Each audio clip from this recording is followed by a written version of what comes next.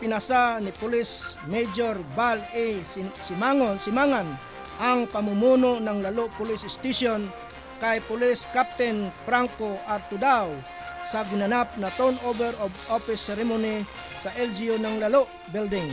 Sa kanyang mensahe, nagpasalamat si Police Major Simangan sa mga mamamayan ng Lalo sa pagkakataong nakapaglingkod sa kanyang bayan.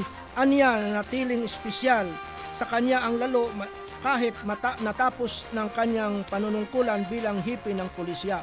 Samantalang nangako si Police Tudao na ipagpatuloy at palakasin ang mga programang nagpaguyod ng kapayapaan at kaayusan sa munisipalidad. Kinilalan rin niya ang naging pamumuno ng mga nagawa ng kanyang pinalitang opisyal. Ayon kay Acting Mayor Maria Oliva B. Pascual, nagpapatuloy ang tunay na serbisyo publiko sa kabila ng pagbabago ng liderato. Dinaluhan ang seremonya ng mga opisyal ng Cagayan Police Provincial Office, lokal at pamahalaan, ang mga pulis at iba pang paunauhin.